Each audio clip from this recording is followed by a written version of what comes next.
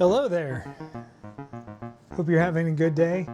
You know, one of the things I like the most about coffee is that whenever you run out of one bean or don't have enough to make a full pot, you can always blend it with something else to have the most unique blend in the world that nobody else will probably ever have.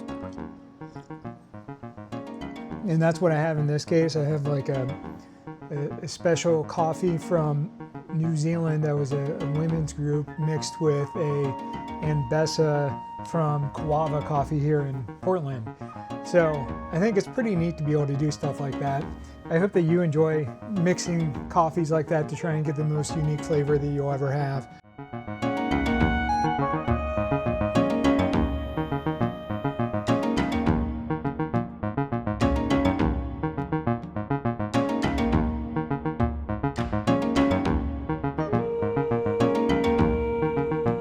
The books we're going to talk about today are two books in specific. Blood Over Brighthaven, which is a 2023 book published or written by Emma Wong. It was originally an independent book, and then it was picked up by a major publisher, which I think is awesome. I think that for anybody who writes, that is a long-term goal to be picked up by a publisher. Then the second book is Hidden Figures. It was published in 2016 and turned into a movie in 2016. It's a book about black women who worked at NACA and then NASA. NACA is the forerunner for NASA. And it's about the influence that these black women had as mathematicians on trajectory of the Second World War, and then also the trajectory of NASA and space travel generally. So I think these books are kind of mesh well together, because Blood Over Brighthaven is, I think, a really interesting book because it kind of digs into the misogyny of a lot of scientific endeavors. And in this case, instead of it being mathematics, it's spellcraft and magic. And one of the things that I actually found interesting is that the spells are cast using basically a typewriter, which I was kind of surprised that Wong didn't go the whole route where women were always doing all the typing, since that is what literally happened with typewriters and things like that at least in the US, that was handed over to women because typing was women's work and everything else was men's work. But similar to reality, the women in this world were limited to teaching only a maximum level of, like elementary school to high school type magic levels, and they were barred from, essentially what you can consider university degrees or master's degrees type jobs, or becoming a true engineer, in this case a high mage. And I think that we still see that in our society now, but for Hidden Figures, it kind of talks about that in the case of both women and then black women and black men, and kind of the different types of discrimination each one of those groups had, and how the white men dominated all of these groups, and even a place that was as scientifically focused as NASA. Blood Over Brighthaven is really focuses on two characters, kind of their story together, and I think it's a really interesting story. It kind of focuses on the woman who first does something, and a indigenous person who works with her who is treated really badly in society, which clear corollaries between black men and this man, or indigenous Americans and this man. What we learn is that there's something that's called blight that is sitting everybody outside of this small town or community called Tiranish, or that's how I read it, is Tiranish. And the blight is something that, while everyone treats it as if it's a disease, it's really not, because it seems to target specific people or specific things. And it's not like it goes from person to person and they get a withering disease like TB or anything like that, or the bubonic plague. If they get the blight, they're dead. They're dead within seconds. They completely unravel. And if someone else is holding their hand, the blight will immediately travel up their arm to the next person and kill them too.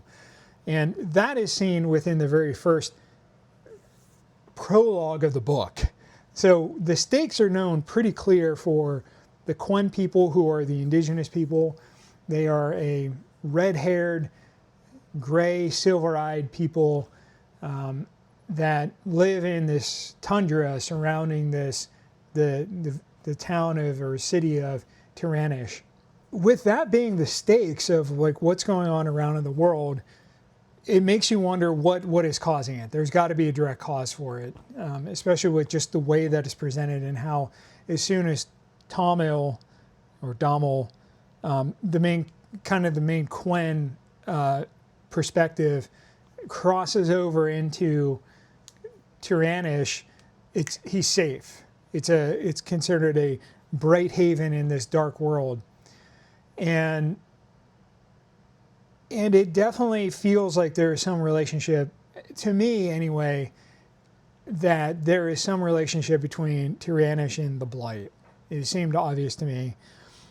And so Sayona is the main protagonist of the story. She is a very precocious woman. She is brilliant. She's very driven. She wants to prove that she's the best of what she's able to do, that she's capable of being a high mage. And honestly, she reminds me of women in my life, my wife and my sister in specific. You know, this Sayona is constantly comparing herself to men who are not putting in the same effort. And my sister definitely was pissed at me because I coasted through high school and I could have applied myself, and even she and my wife have talked about how, just can you imagine if he applied himself, what he could do? And I think it's fair criticism. I should have been applying myself more.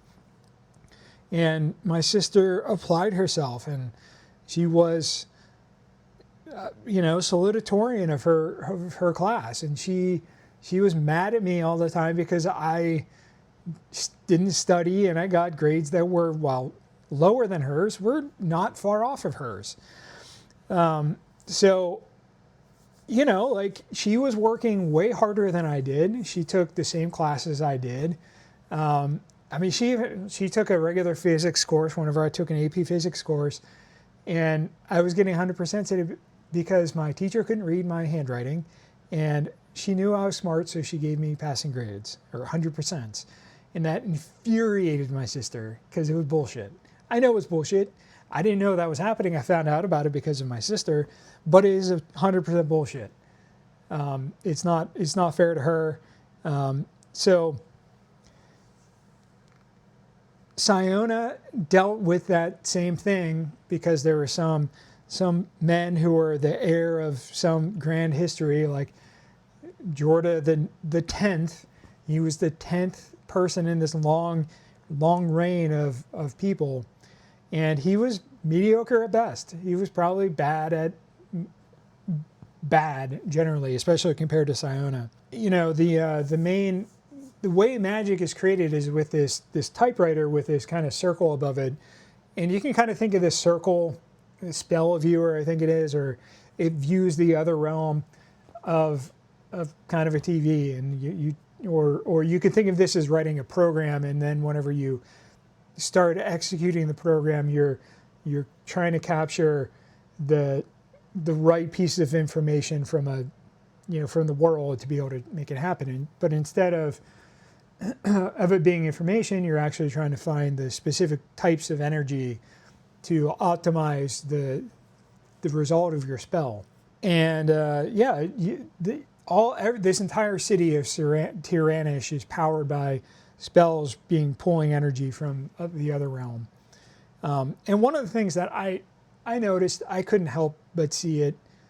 I don't even know if this was intentional or not, but every time I saw Tiranish, even though it's spelled with an I instead of a Y, I just saw it as being read as tyrannic. And the patriarchal society in this is just, it's overbearing and oppressive, but it's the society that people want, the society that they root for. I mean, I would say the people in power want it. The Quen, who are being chewed up in factories and low paying jobs, and that are using jobs that are destroying their body, they don't want this system, but they're relatively powerless. These spell weavers are computers, and that these are basically math machines. And if you compare that to Hidden Figures, those women were being hired to do very complex mathematical calculations. They weren't even being brought in as mathematicians, even though they had mathematics degrees. Some of them had, very few of them, because they weren't allowed to get their master's degree, had masters in mathematics, but all of them had mathematics degrees, and all of them were teachers, and they had the same or more qualifications than white men who were being brought in as mathematicians or engineers. And they were being brought in as computers, human computers, because they computed the equations that they were given. And they were expected to have very high factual accuracy, and they were expected to have quick turnaround time so that the engineers could then move forward with whatever they were trying to calculate or whatever they were trying to build, because this was for the war effort. And eventually some of these women were promoted up to mathematician, and then very, very small select few of them were promoted to engineer. But those engineers had very outsized impact on NASA than a lot of the men did. One of them, Catherine Goebel, who eventually became Katherine Johnson, she calculated the trajectory of traveling to the moon. And she did that a full decade before we actually went to the moon. And interestingly, she had an opportunity to compare her calculations to like actual mechanical computers down the road, like they used punch cards to do the calculations, and compared the computer's work to her and her work based on her original calculations. And that gave John Glenn the confidence to go into space and then later astronauts to go to the moon. I think it's important for us to be talking about this book right now because the Trump administration is as Jamel Bouie describes it, he describes them as resegregationists, that they're trying to reinstitute Jim Crow, that they're trying to take the policies of the Deep South and apply that to all of the United States. They're rolling back DEI, which were policies that were enacted that enabled NACA and NASA to be successful. They needed black women because they couldn't hire enough people, and they were women who were excelling in mathematics. They were people who excelled at mathematics that were underpaid, but so they could hire more of them. And some of the executive orders that Trump is rolling back right now were implemented as affirmative action and the equal employment opportunities executive orders. These in group are being rolled back by Trump right now. As of January 21st, he rolled back several equal employment and affirmative action type executive orders that is ultimately going to make people of color have a harder time getting jobs, because there is no penalty for only hiring people that look like you. And that's a huge problem. And because, like, if you read last week I talked about World Eaters and Moon Machine, and before that I talked about Facebook and Twitter. All of those companies have been accused of hiring white men and people that look like them. VCs are more likely to fund people who look like them. Facebook is more likely to hire people who look like them and that went to the same schools. And with Hidden Figures, a lot of the people who had these massive influences, well, first they were in segregated schools in Virginia or in other parts in the Deep South. Then they went to primarily black institutions like Hampton or Howard or a number of other ones. Those were the two that were named the most. There was like West Virginia State. There was another Virginia State that was a black college, and then there was one in North Carolina that was pretty popular, North Carolina State. All of them were black schools, and they were the only places that these women were able to go because they were segregation was the law of the country. In fact, NACA had segregated bathrooms, cafeterias, and they had segregated computer spaces for the women. So the East area computers were all white women. The West area computers were all black women. And really, the black women in West area had a safer space to work because there was no real segregation over there. Yes, they were all segregated, but there were hundreds of women working together in that space. So they were able to relax and be themselves without having to worry about what bathroom to use, which water fountain to use, which is just fucking disgusting. That my grandmother's still alive. She is the same age or a little bit younger than some of the women that are in this book. And those women, like they went and they had to go. One of the women, was loaned to the East computer area because they had some extra work that they weren't able to support because some of the white women had been pulled away from the East area computers, and it was kind of generally shrinking. And whenever she said during lunch that she had to go use the restroom, they asked for directions. The women laughed at her. They were like, "How the hell would we know where in the book they just said Negro bathroom?" And I don't really like saying that. Where the black bathroom is. And they laughed at her for that. They laughed at her. I can't even imagine how insane that would feel, how ridiculous that is. And that is something that was highlighted again in Blood Over Brighthaven, where in this book, this young, brilliant woman had to try and find to use the restroom, and she didn't know where it was. And she went and tried to ask some of the men who laughed at her. And she ended up having to have the Quen janitor, Tom Hill, take her to the restroom because he knew where it was because he cleaned it. Hidden Figures is important because we're going to be seeing the rollback of segregation. I mean, how bad segregation was in Virginia was that in 1959 to 1964, after the Supreme Court, like 1954 was when Brown v. Board of Education was decided in Brown's favor that schools had to resegregate. That in Prince County, Virginia, they shut all schools, every single school, which meant every poor white person and every black person that didn't have means to send their kid to a out-of-county school or to a private school were denied 5 years of education. And white people said that they would rather their children live in ignorance than sit next to a black kid.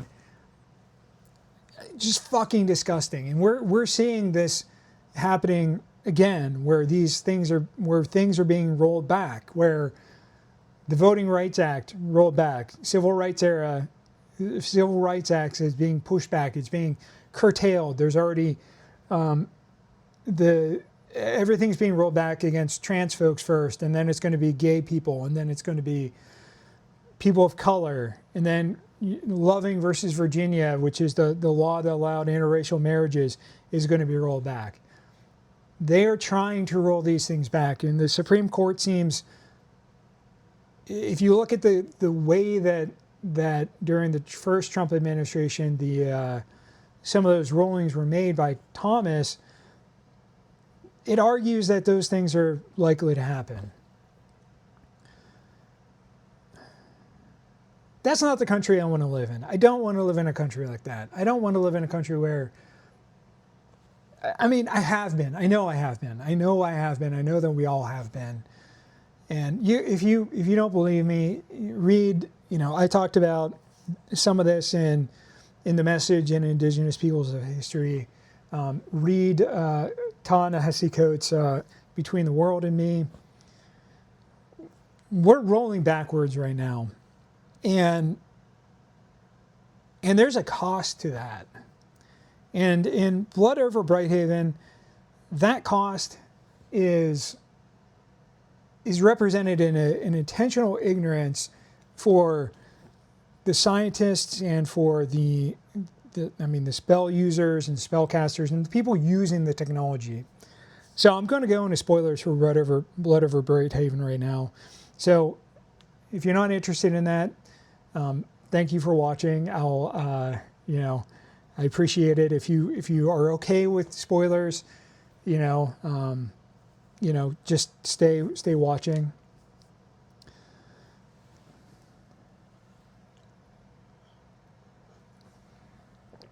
So I figured out pretty quickly that after the very first bit where Siona started casting a spell, and that you could see in this grayscaled world that there was fuzzy power signals or energy, various depths of energy and energy pools, and that the blight was magic.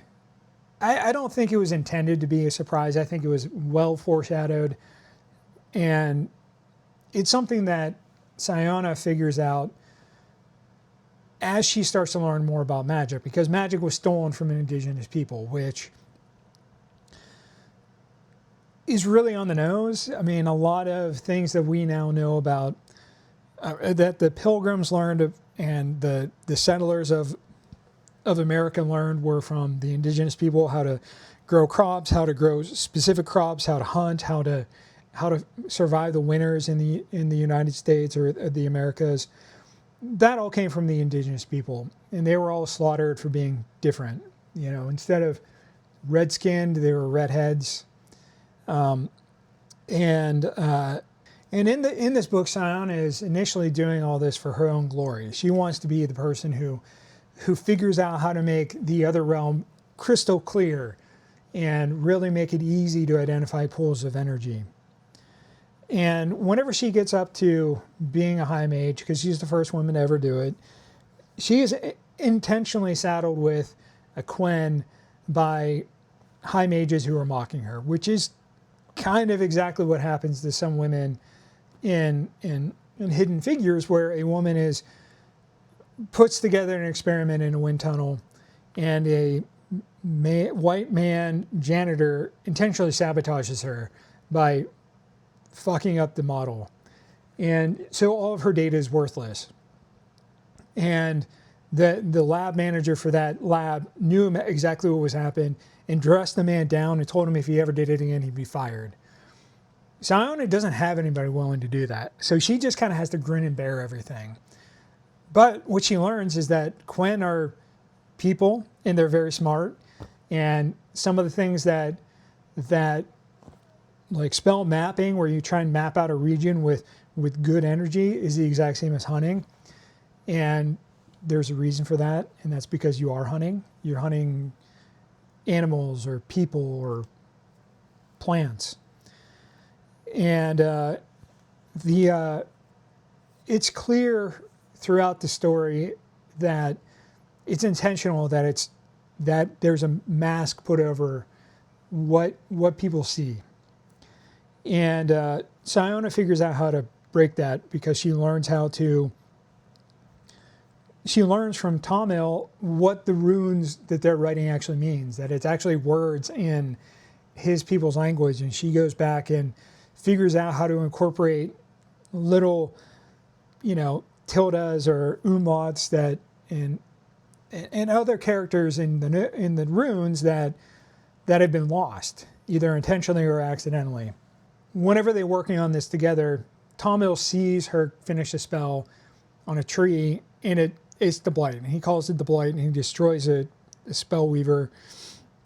Of course, Iona doesn't believe it, which is understandable. I mean, who the hell would want to believe that the thing you've been doing, working on your entire life, is literally murdering people? It's turning people into energy.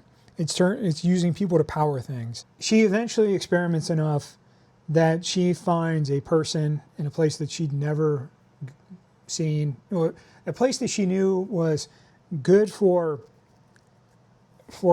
alchemists who need to get salt.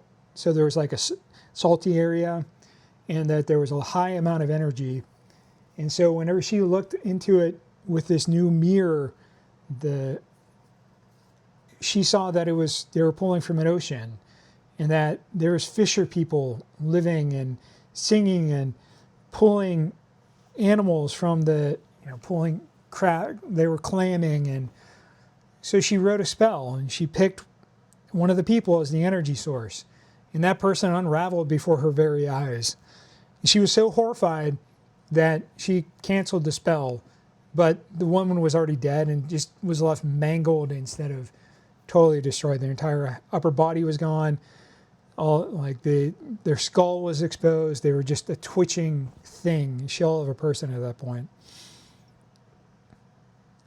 So what eventually happens is that they're trying to expand the power of this bubble to protect people, and they need a new power source to be able to keep this bubble going and keep the heat going, because the city is in a tundra, but it is warm and vibrant, and people walk around like in t-shirts and stuff.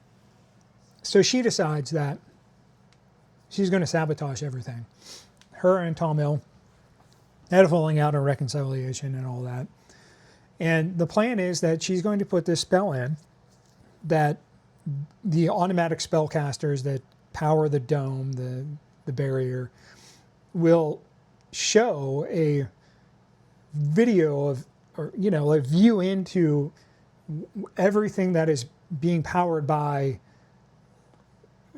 used by magic. So if there's hot water that is being powered by energy, that hot water will show, like whenever you turn the power, like you put a sink up, and instead of your mirror that you look at yourself with, it suddenly turns into like it's destroying some flour. So you turn on the hot water for tea, and then you turn on your stove, which instead of it being like a gas stove, it's an electric stove, which is really, but then whenever you do that to heat your tea water, you see that it is actually a tree that gets destroyed.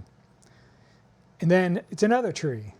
And every few seconds or minutes, another tree is destroyed.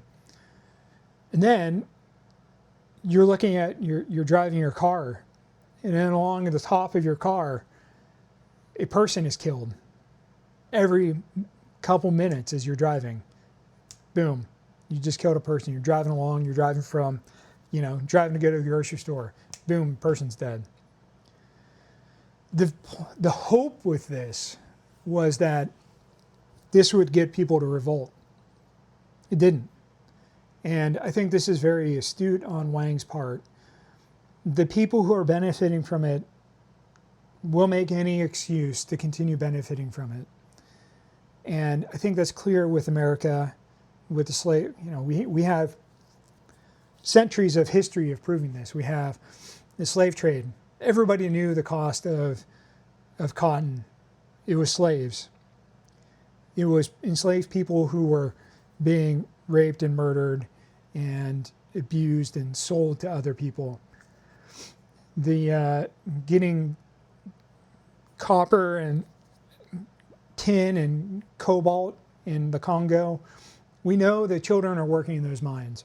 there's a reason why blood diamonds are called blood diamonds, because there's active conflicts and active ongoing colonization for those. But most people don't care. Most people just want a giant ass diamond. And I know people who a man was proposing to his partner, and he has personal objections to blood diamonds. So he went and bought a giant lab grown diamond. And we had this intense discussion about this at work, and my one coworker was like, but it's not a real diamond. And I was like, but it's not a blood diamond. There's no real difference other than one took a couple days to grow in a lab under high heat and pressure, and the other one took a couple million years deep in the earth. And some kid maybe had to go down there, and there was a whole cave-in that we don't know anything about. They killed a bunch of people. This guy told his fiance that it was a lab-grown diamond, and she flipped out, forced him to get a real diamond with real flaws and just the same size. He went from spending like $800 to $20,000 or something fucking stupid like that. But in Blood over Brighthaven, the Quen revolted as much as they could. And eventually there's a trial for Siona, and she's put to death. And when she dies, she drinks this potion. Her accomplices decide to change the location of where the power is coming from for the barrier. And instead of it being around the city of Brighthaven, of Tiranish, it is the center of it at where the mages are, and all the mages are wiped out in the entire city. And then at that point, the Quen decide to take their chances outside. And that's where the book ends. It is a combination of cutting off the head of power and removing a mass strike at the same time, and it would cripple any country for an extended period of time. And I think that's kind of the idea where a lot of people get this, the day of the strike, or on May Day everybody takes a day off and strike. Try to have that major impact to show people where power really is, and show the oligarchs where power is as well. So I think that, there's a lot of conflicting messages in these books. One, people want to get ahead. People want to grow. They want to move up in society. They want to move away from being the bottom echelon and up. And they want education and sciences and things like that as mechanisms to move them up in power. People don't want to be kept down. They want to be able to show that they are as smart as you and me. I mean, they are. I know that there are plenty of people of color who make me feel dumb, and we should be celebrating that. They should be being the pictures on companies' web pages. They should be the ones celebrated by VCs, not white dudes that look like me. We have hurt the United States so much by our stupid racist policies.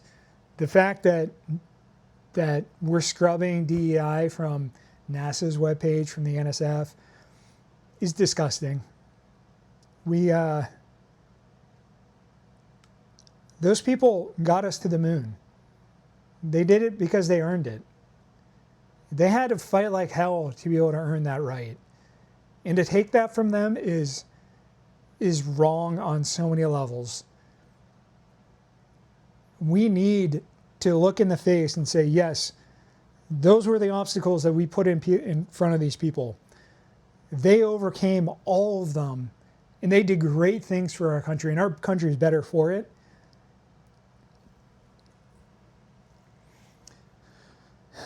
And we need to continue encouraging that. We are only better the more people that we lift up with us. The more even we distribute wealth, the more likely we're going to have another Katherine Johnson or Mary Jackson or Dot Vaughn. The more we have of them, the better we are.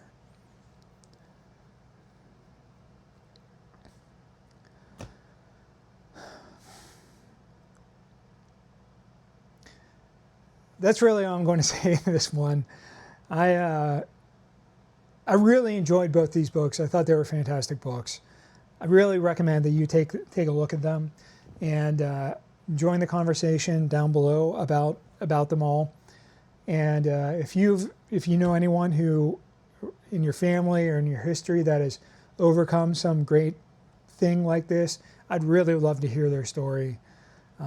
It is always heartening to hear people overcoming things, and I want to hear stories of people lifting each other, just in general too. Like whenever you had a choice as a white man that you decided that this person deserves to be rewarded and that you fought like hell for that, I want to hear about that too, because that is the way that we beat patriarchy, is that we as white men recognize that it's our job to fight for them too, for real, not just make hand gestures towards it. Anyway, thank you. I really appreciate you watching. Like, comment, subscribe, and I hope you have a good one. Thank you very much.